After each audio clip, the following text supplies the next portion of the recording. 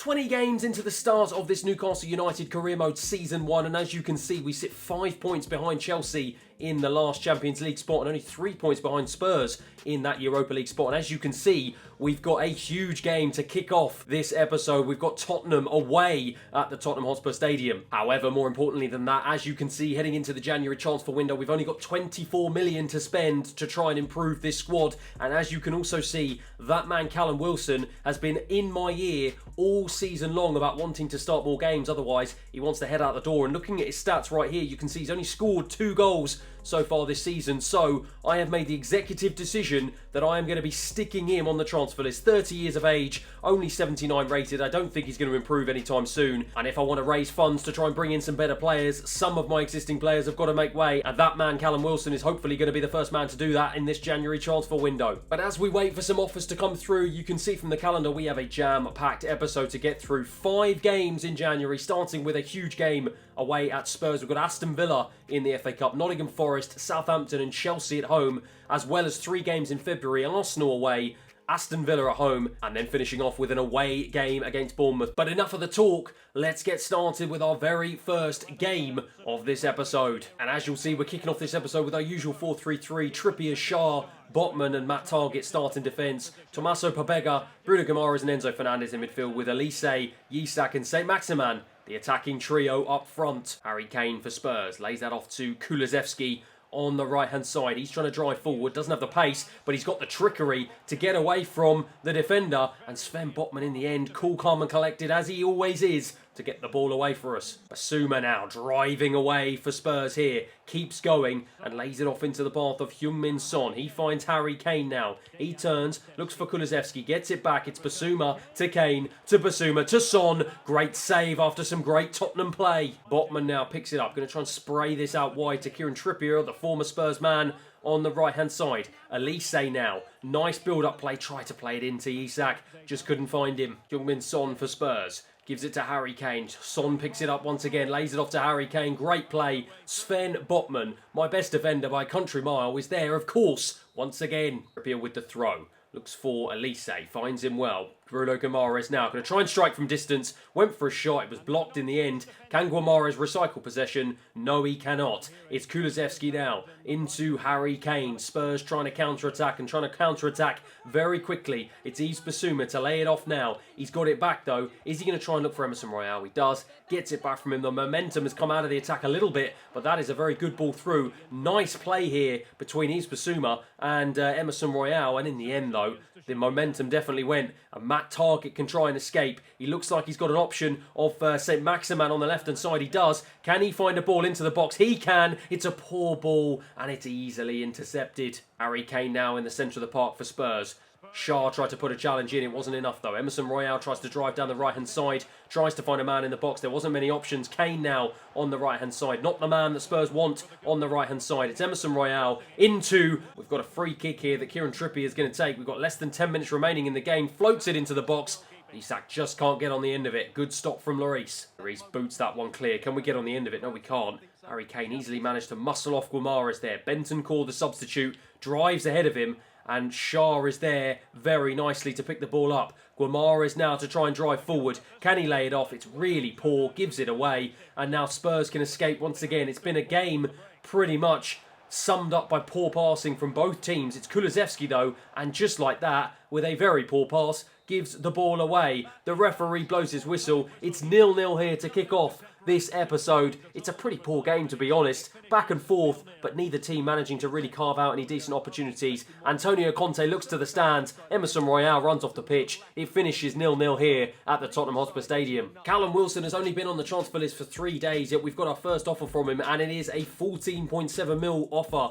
from Real Sociedad. Now, as you can see from the negotiations, my assistant manager seemed to think that we would be able to get 16.3 mil for him. I thought I'd be a little bit cheeky and try and raise the price a little bit, but they were having absolutely none of it. Wouldn't give us anywhere near that amount. In the end, the highest they would only give us was 15.2 mil. His market value is 15 mil in itself, and I definitely think I'll be able to get a little bit more for him. So talks broke down. We've got to go again. And as you can see, only a few days later, Sporting Lisbon have come in with an offer. £15 million, that is his exact market value, but I still am convinced I can get more for him. Went to negotiations with him, and as you can see, unfortunately, it is the same result. Not willing to go any higher, and in the end, Callum Wilson once again will be staying at the club just a little bit longer again. Only a couple of days later though, once again, more offers for Callum Wilson. PSV and Benfica both come in for him. Again, it's slightly lower than what I would have wanted. Tried to negotiate, neither club are willing to accept. And again, I'm unable to get Callum Wilson off of our books. I think my assistant manager, in saying that we're going to get 16.3 mil for him,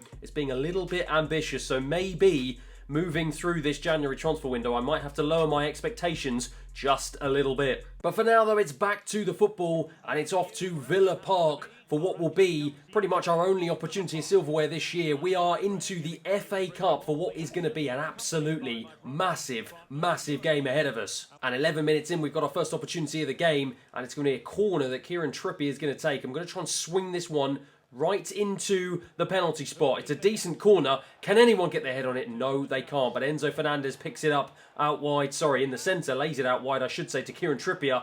Trying to fashion a shot, but he's blocked off very nicely by the defender. Manages to get round him, though. Manages to get a ball in. It's not the best ball in, and it's cleared away from Villa. And that is the chance gone. Now, Villa have their own opportunity to counter-attack, and it looks like it's going to be O'Reilly in the 20th minute of the game. They play the ball forward into Antonio. Is that Antonio from West Ham? It might well be. Tries to play it over. Matt Targett read it very well. 33 minutes in, and Isak now has a wonderful opportunity about 30 yards out from the Aston Villa box. Drives into the penalty area. It's a great save. We have the opportunity to try and make amends from this corner. It's going to be Kieran Trippier to take. Tries to throw it into the edge of the 6-yard box, and it's easily collected from the goalkeeper. 80th minute though, only 10 minutes remaining in this game, and Bruno Guimaraes picks this one up once again. Tried to lay it out, and he does in fact lay it out to Almiron. Isak doesn't have the pace to try and drive past the defenders. Tried to lay it off. It's such a poor ball. The referee blows his whistle. It finishes 0-0 here. It's another very, very poor game of football. Really, really poor game from us.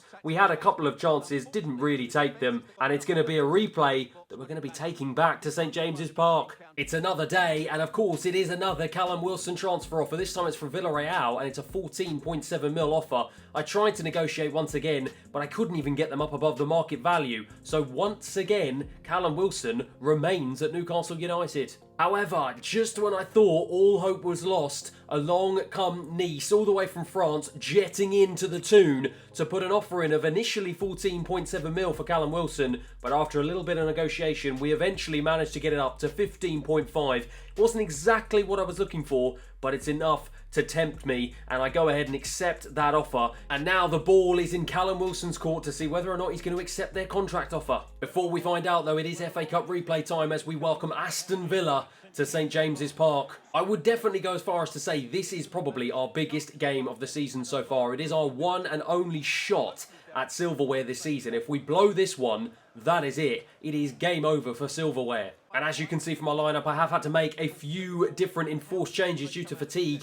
Nick Pope obviously stays in goal. Livramento at right back, Sessegnon left, Botman and Lascelles in the centre of the park. Pobega, Guimaraes and Enzo Fernandez in midfield, Brennan Johnson, Isak and Elise, the attacking trio. Pobega looks like he's going to pick this one up in the centre of the park, and pick it up he does very, very nicely. Lays it off to Enzo Fernandez. He goes out wide to Brennan Johnson, trying to twist and turn around the defender. Does a brilliant job of doing so. Can he whip a ball in? He can. It's not the best. And Steer easily collects. Pobega once again in the centre of the park, lays it off to Bruno Guimaraes. He lays it off very nicely to Enzo Fernandez, looks for Brennan Johnson, in the end finds Isak. Isak all the way out wide, gives it to Enzo Fernandez, strikes with his right, goes to Pobega. Fortunately for us, he picks it up, tries to shift it onto his left, waiting for Elise to come back on side, and he's not. And I don't know what has happened, but 82 minutes in, I played the highlights, and we seem to have just jumped to now 82 minutes, 2-2. It's a penalty for Villa, and they absolutely smash it into the top left-hand corner, leave Nick Pope with absolutely no chance, and with less than 10 minutes remaining, Villa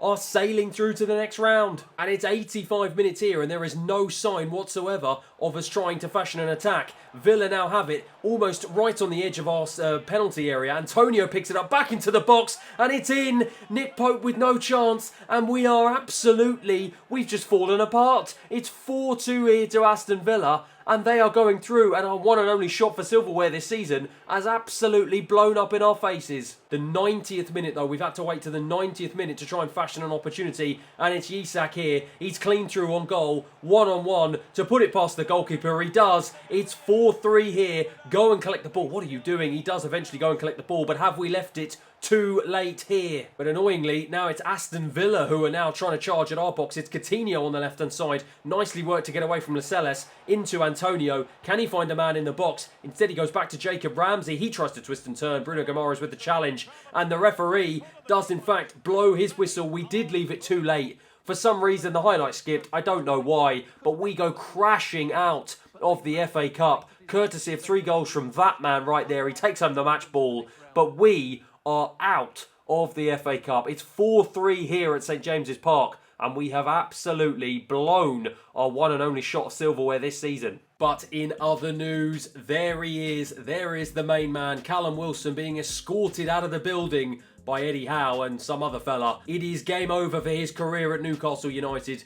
Off to Nice for 15.5 million, and with 40 million now in the transfer budget, that gives us a pretty decent opportunity to bring in a very, very good replacement for him. But before we do that, we stick 4 past Nottingham Forest in what is a fantastic response to a really, really disappointing result against Aston Villa. Isak getting on the score sheet twice, Pobega and St Maximin as well. And we follow that up with another brilliant performance, 2-0 win against Southampton, a clean sheet and 2 solid goals. Sven Botman, an unlikely goal scorer in the 11th minute, and Pobega, who seems like he's on absolute fire at the moment, getting another one in the 70th minute. For now though, it's back to the transfer shortlist and it's on to negotiations for a replacement for Callum Wilson, and after a very, very tough period of negotiations and back and forth with the manager of Lille, we've come to an agreement, and it is that man, Jonathan David. We had to pay just over 34 million for his services in the end, but my word, what a fantastic signing he is. He's rated 80, one higher than Callum Wilson, 23 years of age, 5'11". He's got 5-star weak foot, high attacking and defensive work rate, and he's got brilliant physical, mental and technical stats as well. And of course, like all of my other signings, absolute bags of potential to grow and develop. And I think he is going to provide Alexander Isak with some fantastic competition moving forward in this Newcastle career mode. And so with our business pretty much wrapped up this January transfer window, that leads us back very nicely onto our next game of the season, and it is an absolutely massive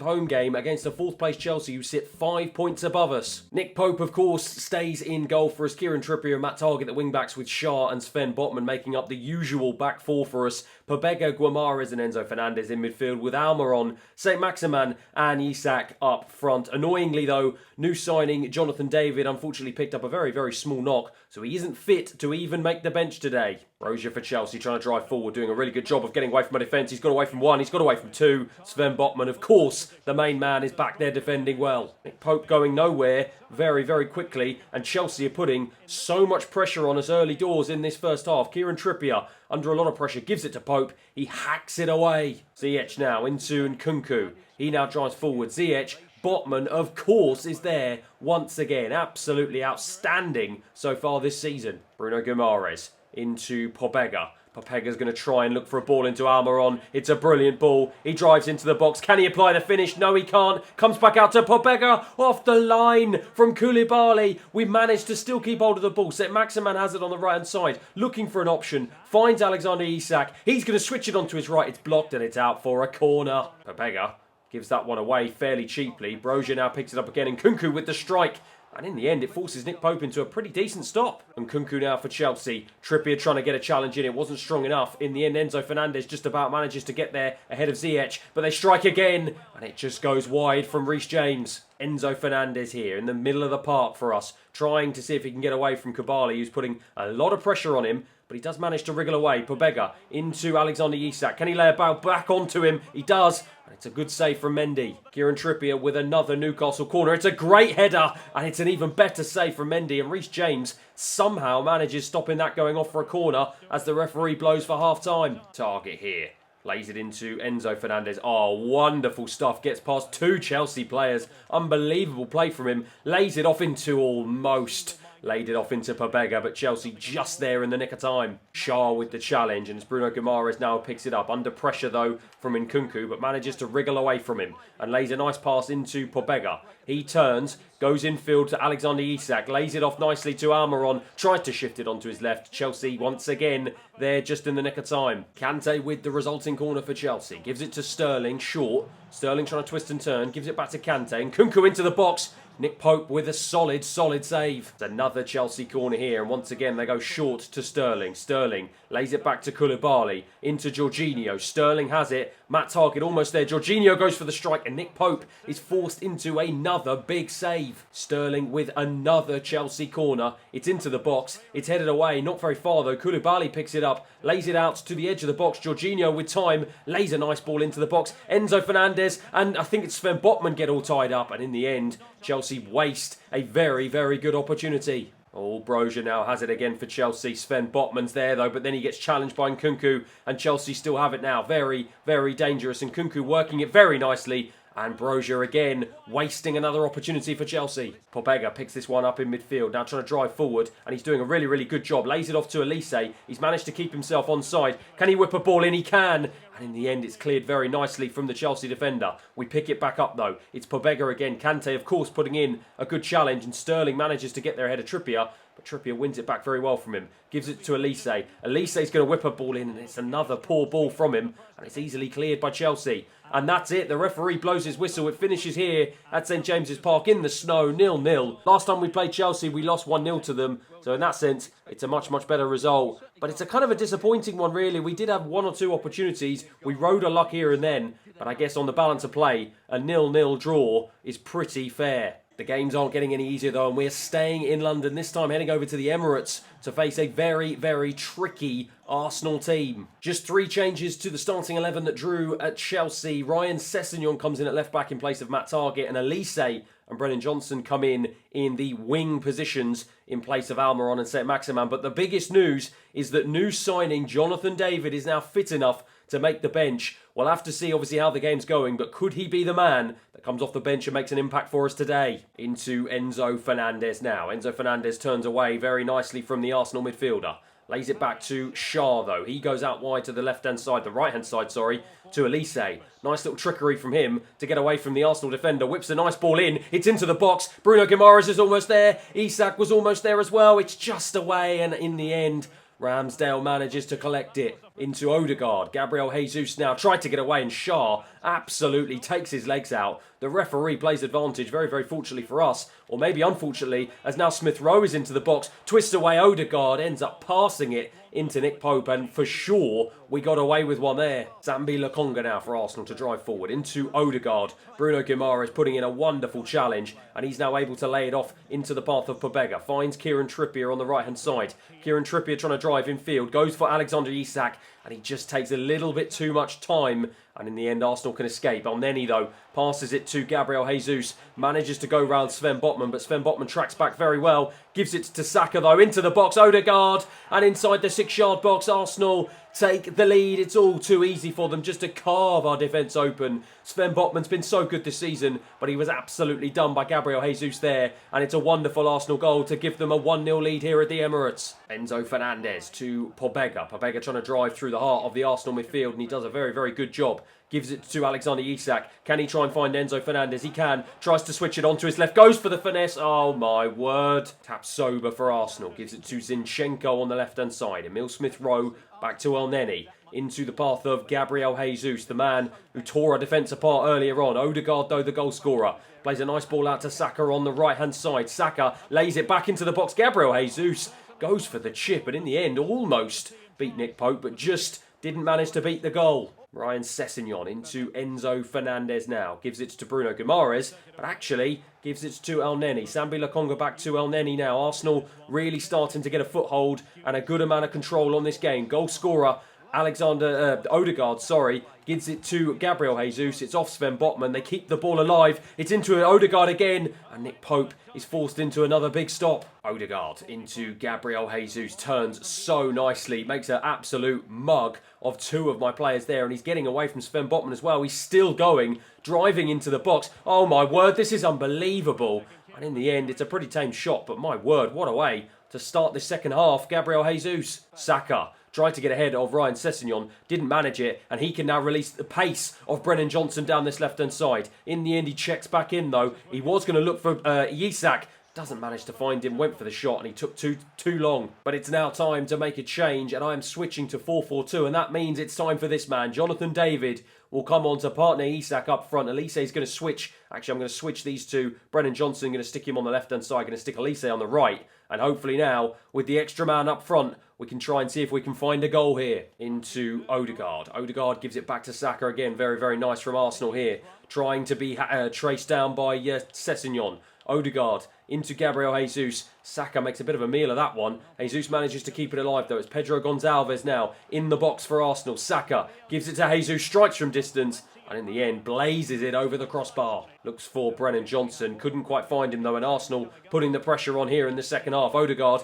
into Gabby Jesus. And it's straight at Nick Pope. Pope throws that one out to Ryan Sessegnon. Ryan Sessegnon's going to look for Brennan Johnson. He finds Willock. And Willock's now going to try and play in Jonathan David. First touch of the game for him. Gives it to Brennan Johnson, who strayed offside. Odegaard into Saka. Gabriel Jesus tries to lay it back to Saka and does just that. Saka now trying to bring it infield. Ryan Sessegnon's one step ahead of him though. Willock into Brennan Johnson, who's challenged there. Saka now into Gabby Jesus. Gives it back to Saka. We're all over the shop at the back here. Arsenal putting the pressure on. Ever since we've gone to 4-4-2, we've struggled a lot. And Nick Pope, in the end, is forced into a very, very tricky stop. Odegaard with the short corner for Arsenal. Goes to Pedro Gonçalves. Quick feet to get away from Elise. Nice stuff from him. Lays it into the box. Gabby Jesus, we almost concede there, but fortunately Nick Pope is again comes to our rescue. Brennan Johnson now to try and get on the end of it. And Sambi Lokonga's in. Arsenal winning absolutely every ball. The referee blows his whistle, and in spite of me bringing Jonathan David on and going two up front,